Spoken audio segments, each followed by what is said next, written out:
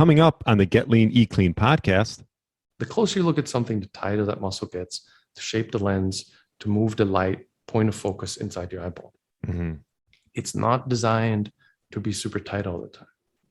And now that's our lifestyle, right? Like you go from looking at a screen, which is, moderately tight, to then the way you take a break from the screen is looking at your phone, right? So now you got a really tight muscle and you go back to looking at a screen. So it's the screen life is really causing this muscle to stay tight. Hello, and welcome to the Get Lean, Eat Clean podcast. I'm Brian Grin, and I'm here to give you actionable tips to get your body back to what it once was 5, 10, even 15 years ago. Each week, I'll give you an in-depth interview with a health expert from around the world to cut through the fluff and get you long-term sustainable results. This week, I interviewed the founder of EndMyopia.org, Jake Steiner. We discussed all things relating to prescription eyewear, along with tips and tricks for better eyesight, the single worst thing you've been doing for your eyes, why it's time to get away from the screens and get outside, and much, much more. This is the first time we've talked about eyesight and improving it on the podcast, and I'm excited to share this with you. I think you'll get some great tips, whether you have glasses or not. So thanks so much for listening and enjoy the interview. All right. Welcome to the Get Lean, Eat Clean podcast. My name is Brian Grin, and I have Jake Steiner here. Welcome to the show, Jake. Thanks for having me, Brian. Appreciate it. Yeah, I'm excited to have you on. I was telling you this will be a little bit of a change of pace for our listeners. We talk a lot about nutrition, meal timing, exercise, and probably a topic that gets overlooked a lot, and that's eyesight. So before we dive into your website and everything, that all the education that you put on it, why don't you maybe to describe to the listener how you got into this field of ending myopia? So I am an analyst and stock trader, or used to be. That was my work. So I spent a lot of time just looking at data and understanding underlying things in businesses. And I had really bad eyesight also. And I went to the optometrist at some point in my 20s, and they said I need stronger glasses, and they were already really strong. I didn't love the idea, and I asked why, which I do professionally all the time. And they said it's mysterious and genetic. And that's the first time I ever went as an adult. And I'm like, that's odd for a person to say that's supposed to treat you. They don't understand the cause of the thing, which it does happen, right? But still, genetic didn't sound right to me. Again, like from my profession, I question things. We didn't genetically change in the last 50 years globally to have a worse vision. It doesn't make any sense. Right. So this was before fancy internet stuff. So I went to the libraries and I did research, and I found that nearsightedness, shortsightedness is well understood in science. It's not genetic whatsoever. And that in fact, the person I talked to selling me glasses is part of a $100 billion a year business. And the glasses he sells have about a 5,000% markup. And from there, having understood that the whole thing was kind of not, I don't want to say a scam, but dubious, I started trying to figure out how to fix it. And that was a little bit of a bigger journey, but managed to do that now. I'm not wearing any glasses, didn't do LASIK, don't wear contacts, have perfect eyesight. And it turned into a little bit of a side thing because I retired early. And just because they pissed me off, like I'm not really a save the world type, but that professional arrogance that you get from people who don't want to answer your questions while also selling you expensive stuff just pushes my buttons. Yeah. And what year was this in? Almost 20 years ago now. Oh, wow. Yeah. And so since then, you've just been educating people. I noticed your website, EndMyopia. I'm saying that right, correct? Yes, Okay. EndMyopia.org. Yeah, not on purpose, really. I mean, if you go back far enough, because the site has got over 1,000 articles. In the beginning, it was mostly rants and obscure inside humor. Like it was never intended to be a serious thing because I didn't need to do it to make money. I'm not trying to save humanity. It just was an outlet for my angst about how optometrists act. And then it turned into a bit of here are things I do that seem to be working. And I met more and more people through it that were trying similar things. And it ended up being, it's more of a community thing than just me. Now we have a Facebook group that's like 20-some thousand members. And people really figured out how to tweak their the dependence on corrective lenses to the point that eventually they don't need them. So yeah, I noticed that quite the community, and that's grown over the last 20 years. So you have over 22,000 people in your Facebook group, and I'm sure, I don't know how many people are affected by this on a year-wide basis. I'm sure quite a few. I was lucky. I have 20/20. At least I think I do. But maybe explain to the reader how you improved your eyesight and sort of ended what many think is probably a genetic thing, but it's really not. So yeah, it's the improving part is not that difficult. Most people aren't motivated. Like the thing I found that is super weird is that once you have a fix, like you're wearing glasses or you're wearing contact lenses, you don't care. Right. You just go, it's a good enough fix to where you've got other things going on in life where you go, never mind this thing. But just a super short version, I always tell people, you don't realize how much you're missing by not being able to see. Like sports performance, right? Like you like golf, like it significantly affects your sports performance when you wear corrective lenses. Contacts work better, but they will mess up your physical eyeball after a while. But with glasses, you really don't have good peripheral vision. Also affects like your mood levels, like anxiety tends to be a thing. Headaches, people with right? Glasses. Yeah, headaches potentially also. Anxiety is definitely a thing though, because you don't have peripheral vision. You move different because people wear glasses have to look at the ground because they don't have peripheral vision. So they're having to look down when they walk through the world. They seem a little off when they talk to you because as a glasses wearer, how it used to be, you train yourself to look straight through the lens. So your eye movement, your head movement, your neck movement is affected. It affects all of your life. Like I kite surf now, I paraglide. These are all things that I thought I would never do. I thought I was scared of heights and, clumsy. None of that's true. It's all because you're stuck behind lenses. Your visual cortex limits a lot of your fine motor control because it's just like, oh, this thing's not working well. So a lot of people who have bad eyesight, and in the US, I think the statistics is about 50%. If you have kids, the risks are much higher now. It's really worth looking into. And the fix is super simple. It's don't wear distance glasses during your close-up. So there are two mechanisms that run the eyeball. One is when you look at something up close, there's a lens in your eye and it bulges out, like it shapes for close-up vision. And it's run by the circular muscle around it that tightens up when you look at something up close, called the ciliary muscle. The closer you look at something, the tighter that muscle gets to shape the lens, to move the light point of focus inside your eyeball. It's not designed to be super tight all the time. And now that's our lifestyle, right? Like you go from looking at a screen, which is, moderately tight, to then the way you take a break from the screen is looking at your phone, right? So now you got a really tight muscle and then you go back to looking at a screen. So it's the screen life is really causing this muscle to stay tight. And if you go to Google Scholar, which I'm a big fan of because all science, right? Scholar.google.com, and you type in pseudomyopia. So not real myopia, basically. It explains what your bad eyesight really is. There's tens of thousands of clinical peer-reviewed science studies that show your eye is actually just that your bad eyesight starts out as a stuck focusing muscle.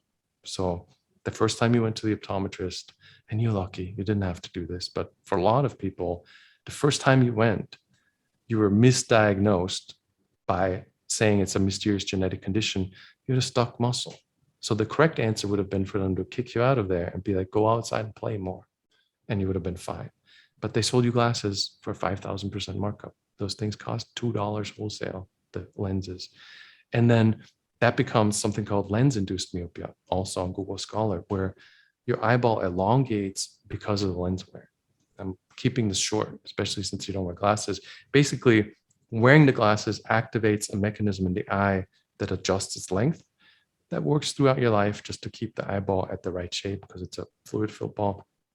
And then if you wear those glasses, there's a little bit of light that focuses behind the retina that causes that axial elongation.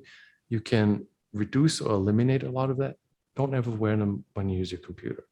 Or if you have to wear glasses because your eyesight's that bad, use slightly weaker lenses for the computer. right? Like that's really the number one thing.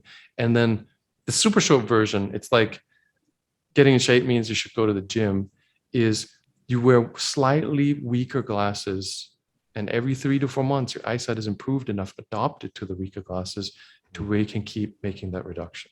So every 3 to 4 months, you get slightly weaker glasses till eventually you don't need them. And that's kind of all there's to it. And what type of like daily activities can people do, maybe even if people that don't have glasses, to help with their eyesight? Are there certain foods they can eat? Is it going out in the sunlight? Obviously, I know in the morning that's a great thing just for circadian rhythm and helping you get the day started and get that cortisol levels up and wake you up. Are there certain things that you could do throughout the day or even eat that can help with your eyesight and make sure that you don't get glasses? Food. So, okay, eyesight is all about that muscle. Like if you spend too much time in front of screen, that muscle's tight, the muscle gets stuck, you can't see clearly at a distance. So the number one thing really is just get the eye to relax. And that's a 20 feet, 6 meter distance, that muscle's completely relaxed. The more time you spend in that distance, the better you are. Like you and golf, ideal, right? Because number one, you have to drive there. So you're spending time going there. And then you spend hours and hours and hours and hours on that course, all distance vision, right? Like having a hobby like you have that involves specifically distance vision, if you aren't wearing glasses, you're never going to need them because you're getting hours of distance time, right? Like focused distance time. You're looking at a tiny little ball flying through the air. That is perfect. Like that is what gives you and keeps good eyesight. If you're already wearing glasses and you have this kind of sport, it's really easy to improve your vision because you have a thing that you do with your eyes besides looking at screens, right? So screens obviously are not healthy for your eyes. What about, and I have them right here, what about like blue light? I figured I'd put them on. What about blue light blocking glasses, especially at night and stuff? It's become a $1 million industry. Yeah. And it's up there. I'm jealous of that industry because those things add like 2 cents to the cost of the lenses. So those should cost you $3 wholesale instead of 2. And I'm being super generous. So blue blocking glasses are like Coke Zero. They're like low fat, whatever. Oh, you'd love that. You're a big fan of low fat products. It's like that. It's the problem is a screen, right? The problem is drinking a Coke. And Coca-Cola realized that now they could say, well, maybe just sugar is bad. Maybe it's not us, right? Just drink the Coke Zero. Have the low-fat version of the thing. The problem is the screen. Like blue light blocking some spectrum of UV, of the whole light spectrum is, yes, like nighttime, sure, like sleep rhythms. There are things that you don't want that much blue in the light. But what you really want is not that much screen in your evening, right? It's my problem with it is it's not that it doesn't work. Like there's definitely benefits, but the problem is you wouldn't need them if you had good habits in the first place. You know what I mean? Like it gives people that excuse. Oh, I'm fine with a screen now because I threw on these blue blocking glasses. I'm fine drinking the Coke because it's Coke Zero. It's the same kind of thing. Like it would be better to adjust your screen use, get up a little earlier, go to bed a little earlier, listen to a podcast instead of watching YouTube, like small adjustments that you wouldn't need to rely on another product for would be better for you. And as far as training the eye, I know you mentioned golf. Like, I mean, I do play with some guys who cannot see the ball for the life of them. They're like, where'd that go? I'm like, well, it's right, it's in the right rough. But so training the eye, looking for things that are far out there, like that is obviously, like you mentioned, a positive for vision. And it sounds like looking at things that are really close to your eyes, that like you don't want to do that. It sounds like that sort of locks the eye. Is that correct?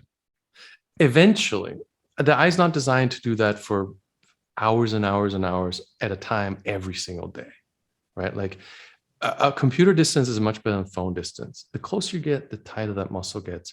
The worst is the phone. The smaller the screen, the point of immersion, like how close you're going to hold it instinctively, is going to be closer, right? So phone's the worst case scenario.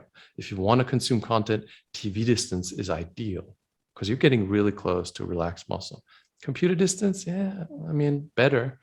So phone distance, no good. Like parents giving their kids phones as babysitters is the worst, right? And while your friends who can't see the ball at all, glasses, right? But glasses that let you see the ball with a little bit of challenge. Because what will happen is instead of not seeing the ball, now they can see the ball, but not just given to them easily. They got to look for it, right? They got to challenge that. There is a way to challenge your eyes, and their vision will improve. Like the guy that can't see the ball now gets glasses, only wears them for golf. Now he can spot the ball with a bit of challenge. 3 to 4 months from now, he could reduce those glasses a little bit, see the ball again, right? And he could do that until he actually becomes competition, because now he can see the ball and not need glasses again. So you're not totally anti-glasses. It just, you're saying if you do need glasses, get them so they're not quite what you need. Was it like they challenge your eyes a little bit, correct? Glasses are like weights, right? In a way, I don't like weights. I don't want to pick things up that are heavy, but they're incredibly useful if you want to create a stimulus or if you need to create a stimulus, right? Like if your vision sucks, then you're going to need some of it to help you get to better vision. It's super useful. Glasses are super handy. I wear reading glasses. They're not close by right now. Plus lenses sometimes, because they make your close-up vision worse. Like if you have perfect vision and you buy a pair of plus 0.5 diopter reading glasses meant for people with presbyopia, you put those on, because you have good vision, your computer screen will be harder to read. And if you do that for just a short period, like 15, 20 minutes, 3-4 times a week, you'll notice your distance vision will be even better. So glasses are cool. It's just they're sold to people, not just at massive markups, but without telling them the negative consequences of the way they're being used. So someone like myself who has decent vision, what type of glasses should I get? Can you say that again? Because it's reading glasses. You can just go to any. Okay, just get reading glasses. Super low ones. So you want like half diopter, and just for short spans of time. I work with athletes and professionals and pilots and people that need better than 20/20 eyesight. And you can tweak that. You can get 20/10. Not everybody. Like there's definitely a genetic component, but if you want to see the golf ball further and better, you can accomplish that also. Yeah, it's I never quite thought about that, but yeah, I mean, for performance, that's like hugely important. You're seeing a lot of guys on the golf course. I know we're getting into golf. I could talk about golf all day, but they applied other things. What about sunglasses? About wearing those on a daily basis? I know that it's important to actually not use sunglasses and get that sun exposure for some of the time. But what about if you're outside and you're reading and things like that? You really don't want to be, squinting all day too, right? Yeah. My personal rule, like I don't have a serious opinion about sunglasses, is if I'm squinting, otherwise I'm wearing them. Right? Like I'm a big fan of, the hippies are right in some ways, less stuff, right? Like you don't ideally want another product to remove you further from nature or compensate for some lifestyle thing. The less things, the better your health is going to be in a lot of ways, right? Like, but some stuff is also really cool. Like, again, like if I'm shaded outdoor and I can see fine, I prefer to get natural UV. Like there's lots of benefits to that apparently. But if it's super bright and you're squinting, I would reach for sunglasses. I noticed on your website you have a 7-day course for people to take. Maybe explain to us the gist of the course and how people can and what people might learn from taking that. So, yeah, it's so annoying, right? It used to just be a 1-day. It used to be a 1-day thing, because if you're interested, right? Like if you're like, well, better eyesight would be nice. Number one is you should be skeptical, right? Because there's a lot of stupid stuff on the internet, especially for eyesight, because I'm in that area. So we started discussing like, how do you research if a thing is actually possibly true? So when this whole thing was 1 day, people would just kind of browse through it, remember 20%, and then ask all the same questions all the time. So I finally went, here's 1 day's worth, and here's 1 day's worth, and here's 1 day's worth. Way more helpful because it's a huge topic.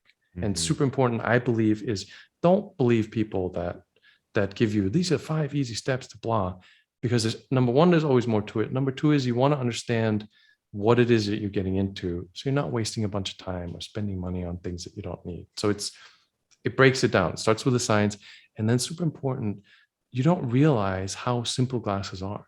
People go to the optometrist and it's this giant charade of in the room and the seat and the chair, and then you look at the eye chart and the flipping lenses around. They remove you from the process, from understanding the process. And actually, your eyesight, it's super simple. You take a book. I like books the best, but screen would work. Hold it close to in front of you and try to read the letters where they're super clear. And then you move it slowly further back until there's a tiniest bit of blur. In your case, ideally, that doesn't happen.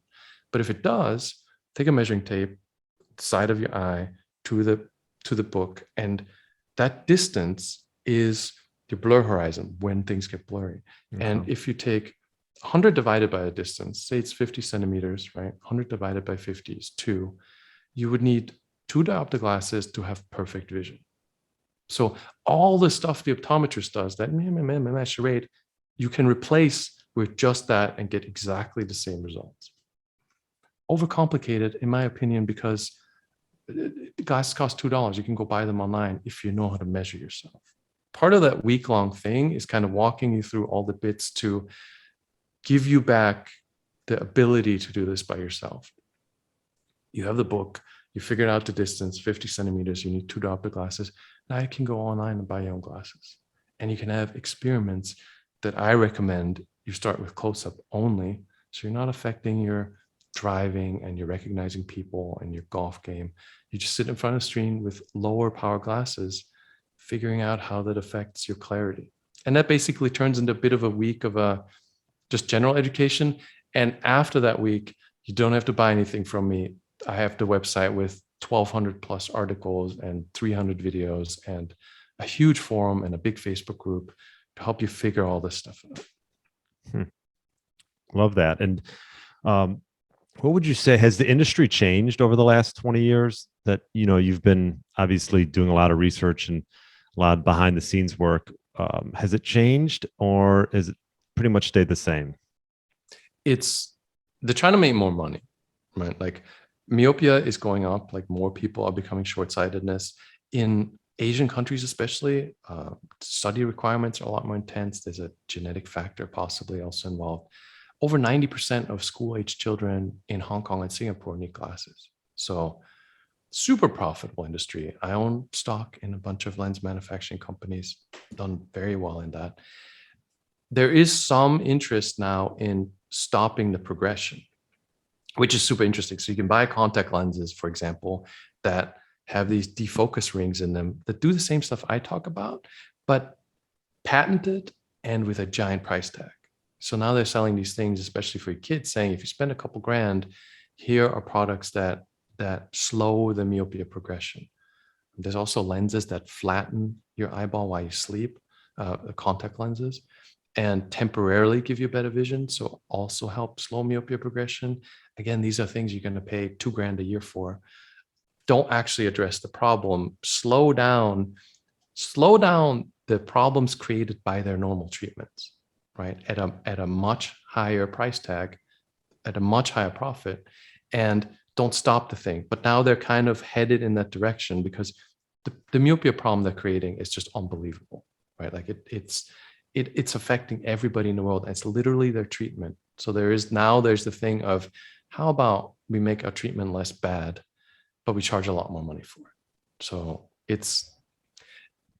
modern medical science is amazing, right? Like there's just amazing stuff, super cool. I'm a big fan. Like I'm not into conspiracies and I love what we can do. But when profit becomes involved, it gets super murky, because then it's like, there's a lot of incentive to keep treating the symptom and not actually fixing stuff, right? Like, so you're in this fine line of, it's amazing the day we live in, but you can't just blindly trust that whatever they're selling you is the right thing. So myopia is nearsightedness. And what about farsight? Being farsighted, is that a lot less prevalent? Much less prevalent. When you're a baby, your eyeball's too short. You're hyperopic. All babies, they can't recognize the parent's face up close early on. And that mechanism I sort of touched on, axial change, the length of the eyeball elongates in the baby's eye till the baby has clear vision. And that mechanism continues to work throughout your life. Anybody who tells you otherwise, Google Scholar, look that stuff up. Eyeball keeps adjusting in length till it's perfect. Hyperopia is much less of a problem because myopia is caused by muscle spasm and then the glasses. The opposite doesn't happen much. So some people have hyperopia, but it's really uncommon. Common is presbyopia. So once you get into your late 40s, early 50s, the optometrist catches you. They try to sell you glasses for close-up. Your close-up vision gets worse. The lens in the eye hardens with age, and the focusing muscle has a harder time moving the lens for close-up vision. A little bit, and then they sell you reading glasses, and then you become dependent on reading glasses. For people on that age range, I always recommend do not get reading glasses. Try to keep the book at a slightly bigger distance, reading good lighting or screen, whatever it is. And don't become reliant on those things, because once you are, now you don't have close-up vision anymore either. And then if you're myopia and presbyopia, now you're wearing glasses that correct for everything. And if you take them off, you just can't see anything at all. What about LASIK? What about LASIK surgery? I know you touched on that on the website a little bit. Man, so I have a podcast, but because I suck at podcasts, it's not really, I don't do guests. We only talk to people who are working on their eyesight. So generally not interesting to anybody unless you're working on your eyesight and you want to see what other people are doing. Call the podcast, right? Like whatever. What's the name of your podcast? It's the Shortsighted Podcast, but I don't recommend it as it's really just a tool. Like if you're working on your own eyesight, here's other people are doing it. It's not okay. There's no great benefit for it. But I had one guest ever, like just a guest, the former head of the FDA surgical devices. And this guy got LASIK approved. The actual man, he's in the 70s now. He's got this big Einstein hair going all over the place. The man at the FDA who put the final stamp on LASIK, had an hour chat with him. I did a terrible job. You should maybe talk to him.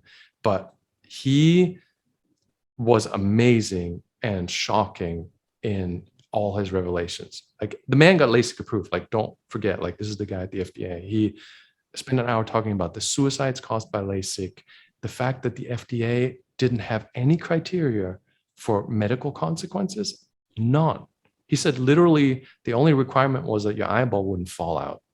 And the man cited, and I put them in the show notes, all his claims were, he included references for everything. You're cutting the eyeball, like the structural integrity is compromised. You're cutting the nerves, so you have no pain sensations for up to a year. They may come back, and then you may have pain. Who knows? Because the FDA didn't check for it, right? Like there is dry eye. He said 30% of people have permanent dry eye, not reversible. Again, it wasn't part of the trials. It wasn't part of the testing. So basically, if you do LASIK and you think it's safe because the FDA said so, I recommend either Googling Morris Waxler or having a listen to that episode before you consider LASIK, because it is far less generally safe than people would have you believe. Okay, good to know. And I noticed you talk about night vision training. I'm curious to know about that. What's that all about?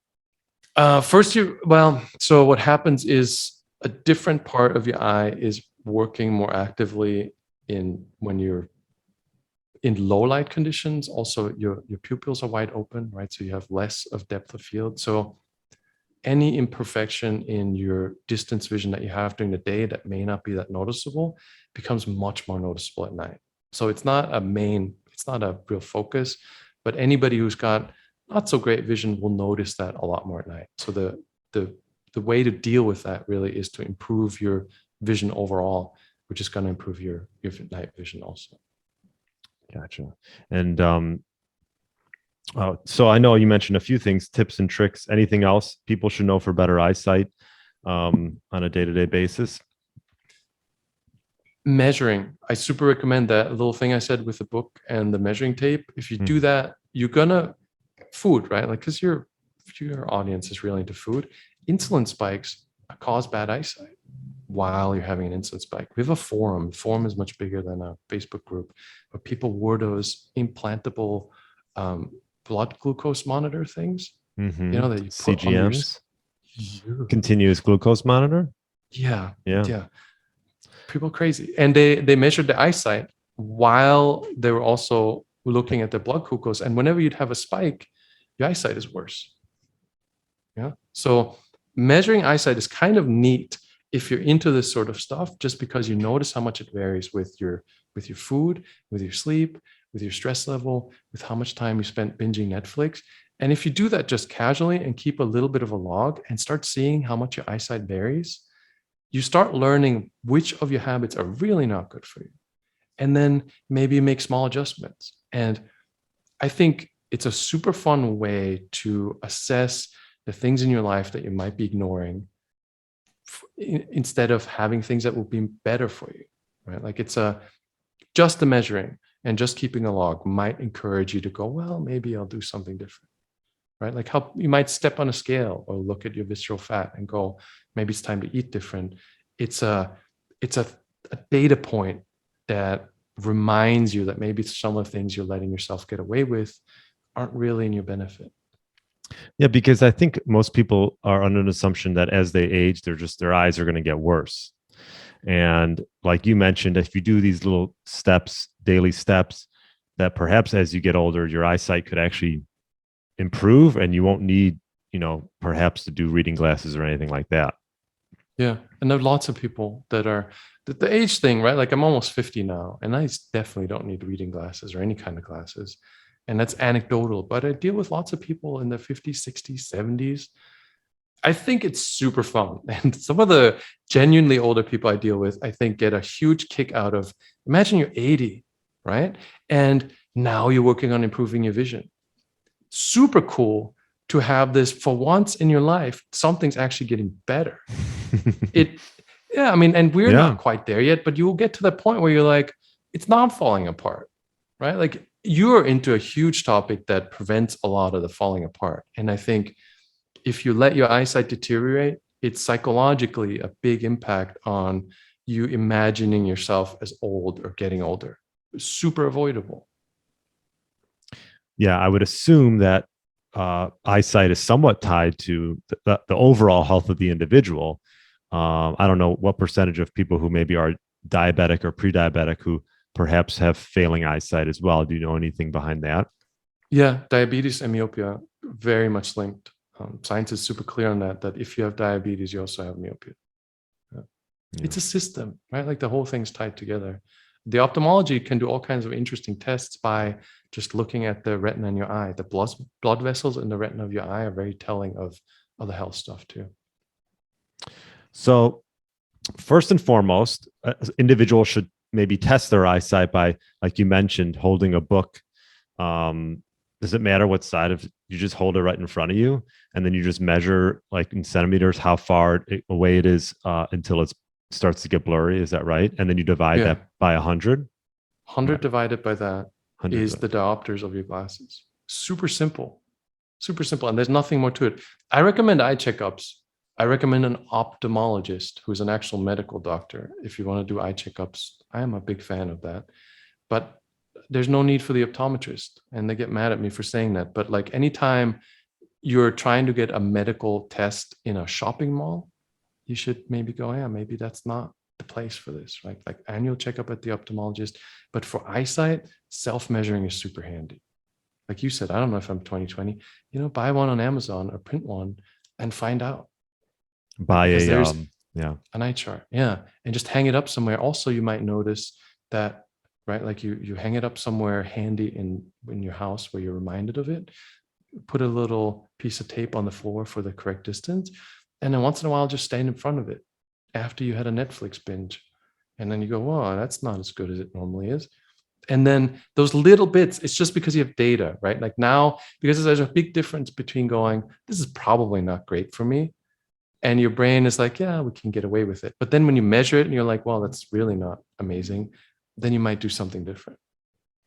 So if you find that your eyesight's starting to get worse, like you mentioned, some of the things that you can, what would be, I know you said a few already, but what would be some good things for people to do to help it? Like obviously you mentioned going outside and playing golf or things like that, where you sort of can have to look far. Anything else? Don't live somewhere where they do lockdowns. Yeah, right. Yeah, no, I'm joking, but also my inbox has gone super crazy since all that happened, because now people are really just sitting in front of screens, and a lot of people having worse eyesight. If your eyesight is getting worse and you're not 12 or 4, the ages where kids get introduced to screens or school homework, it's because you're probably using screens too much. For one, get a checkup in general, that stuff is fine, but it's a clear sign that you're likely your habits have changed, and very likely is that you're becoming more of a screen addict, and you really want to address that. Like, your vision should not be getting worse in your adult life. And I would like, obviously, does reading help improve eyesight? No, it's actually before screen life, like for old people like me, we just had books. Like that's when my myopia started, is because now you're spending a lot of time in front of the book. The muscles tense, you run into pseudomyopia, you get glasses. So it's not, but reading is good for your brain. So like I have a Kindle, because if you read on an iPad, then you get notifications and blah, and the screen's not as good. So I read on a Kindle, I still read a lot. But then when I'm done reading, I make a point of being outside, right? Like usually I'll go to a coffee shop and read. That takes me a motorbike ride or a bike ride somewhere. So when I'm done reading, I have the built-in distance vision time to get back to my house. Would holding the book farther away from you be a good thing to do, not having it too close to you? Sure, absolutely. There's in China, in some schools, they do this thing where they have this barrier that literally pops up in front of the desk, so the students can't get too close. Like they have to sit up straight. So for one, there's good posture, and they can't get too close to the text. So the distance is key, right? Because the closer you get, the tighter that muscle gets. Literally, like closer, closer, closer, because the light, where the light converges on the retina, that point changes, right? So something has to adjust so you keep seeing clearly, and it's that muscle squeezing that lens. So the further away, always the better. Yeah, for anything, whether it's screens or books. So if you hit a golf ball that goes really far, you have an advantage. And I say this, and you laugh. You have a gigantic advantage because you have a hobby, and the word addictive is probably not the right word, but it's tempting you away from a screen. Because we live in this time now where there's nothing easier and quicker to fix your boredom than reaching for the stupid thing and watching something that you forget 3 minutes later. I always tell people this, and people so often don't get it, is find a thing that tempts you away from the screen. Golf is perfect, right? Like you get to get all nerdy with all the golf clubs, and you got to go drive to a course, and you got to have friends like Brad, and all kinds of things that take up a pretty significant amount of time of your free time that all involve focused distance vision. Super good for your eyes. Yeah. And if you don't play golf, I always talk about it. Go for a walk a few times a day, right? Yeah, anything. Anything. I'll tell you what drives me nuts is people that take their dogs for walks and they're staring at their phone. I'm like, what's the point of that? It's yeah. And I try not to get into this because I'm like, here's how to fix your eyes. And I don't want to be the dude preaching. I had addiction issues in my past because I made way too much money way too early. And I get into the party scenes, and I had real problems, some say, with various substances that I thoroughly enjoyed, right? Part of the problem is thoroughly enjoying it. People who have never had an addiction problem don't understand that they're addicted to the screen. It is an addiction. It has all the same symptoms. The only difference is nobody will shame you for it. Nobody will guilt you for it. And everybody will say it's fine. It's an addiction, right? If you can't walk your dog without bringing your phone to stare at it, you have a real addiction problem, right? And There's great books on that I recommend. Like, read books on, treat it like a drug addiction. Realize you're never going to get rid of it. Realize that you're going to always have screens, but there's definitely a time to put that stuff down. Yeah, I agree. What type of books is there a one or two that come to your mind that people can? I know. And just as I said it, I'm like, my dumbass can't remember the title. Like, Kindle is somewhere here. There's a super great book I read really recently from a guy that explains that addiction is not a disease. And well, if you think about it, I'll think about it. Yeah, think about it. Let me know. I could always put it in the show notes. Yeah, put it in the. I so recommend it. It was an awesome read because it explains how your brain is designed to. Desire is a huge part of the wiring of our brain. And it's supposed to be there. It's a big element in food, right? Like, food addiction is a serious thing. And it's just, there's desires built in and it's necessary. And you gotta have desire to live, right? Like, a want to eat. And we miswire it by going, I'm going to eat this donut. And for a while, there's the dude obviously explains it a bit. There's part of your brain that goes, but we shouldn't eat a donut. And by eating the donut too often, too many times, you build wiring into your brain that circumvents this whole part of your brain that goes, yeah, but we shouldn't. And then you just do it. And now you're addicted, right? Because you literally miswired your brain by doing this really tempting, really fun thing too easily, too often. And recovering that ability to go, you know what, not today, is difficult, but manageable. And you can do it. Same with phones, right? Like, we go out to dinners and my rule is I pay, but nobody gets to bring their phone. Yeah. Oh yeah. Dinners. Yeah. Big phones. We live in weird times. Like, the thing really is playing golf, right? Like, boredom is one of our greatest gifts. You got to get bored. Right. The phone removes the boredom. Boredom is preceded, after boredom comes creativity or something, right? Like, you'd never get into golf necessarily if you just grew up with the screen, because you're like, I'm fine outside, going somewhere, learning something. No, I don't think so. But you had to be bored enough at some point to go, I'm going to invest the effort that later will yield a reward. And that's obviously, I'll go all the way down this, but that's obviously a big issue with kids nowadays, is the fact that they don't experience boredom.